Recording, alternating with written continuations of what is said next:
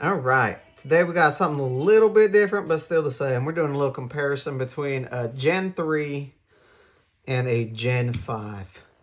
That's the main comparison we're doing. This is a Gen 5 MOS Glock, and this is just the Gen 3, different calibers, and that's what we're not really comparing. So if you notice, for people who don't know, Gen 3s are known for the finger grooves. That is one of the biggest ways to tell about a Gen 3. I mean, some people like the finger grooves. Some people don't.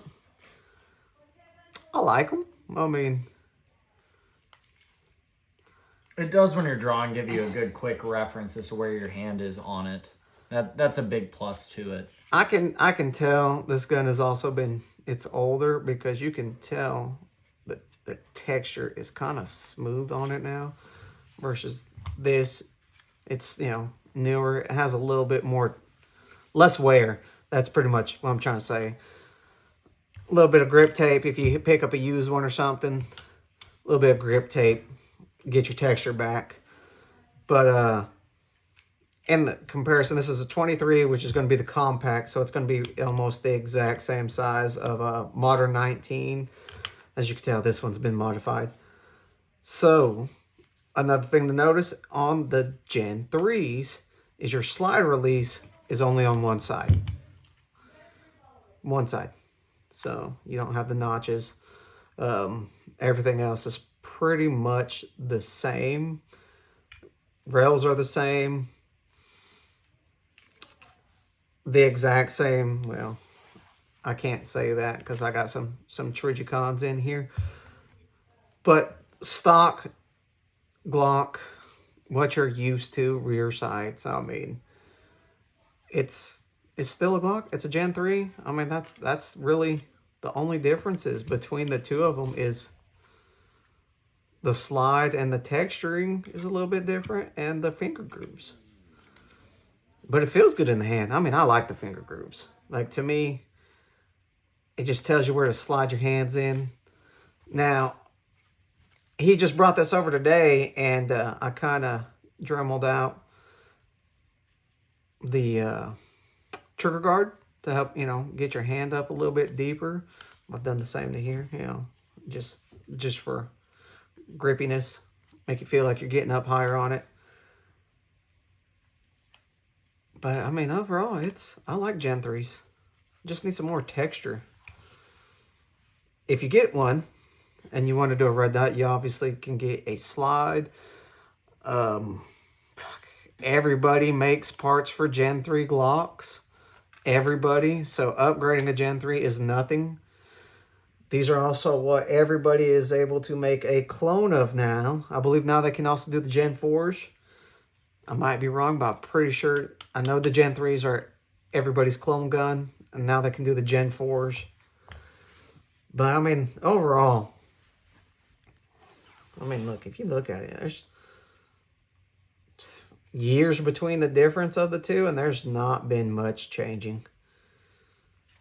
You can actually swap the slides and the magazines and barrels and shoot them. Ooh, here's something, the noticeable difference between the gens. So the actual magazine release, where the buttons go, is actually bigger on the push side. I mean, that's pretty similar in size right here and here. But if you actually look at where the button goes, I have all that space, and you only got a little bitty space on that. That's interesting. But overall, still, how much you pick this one up for? $4. Ain't a bad deal. That's a pretty good deal on the Gen 3. I think these Gen 5 MOSs go for $550-ish, I want to say. So, I mean, I'd pick up a Gen 3 in 9. I'm not a big fan of 40, but, everybody likes their own shit.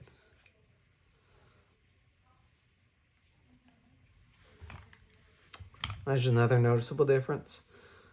Serrations are just a tad different, and these have front serrations. No front serrations here. Everything just shifted. Which, I mean, nothing, no crazy deal breaker. Still. Overall, the design and the footprint has stayed relatively the same. The exact same. I mean, the exact same. I mean, they look good. Feels good. That's probably just manufacturer stuff right there. But overall, I mean, they might... It looks like this has a rounder slide. It's a little bit square. Fronts are just a smidgen different on the rounding.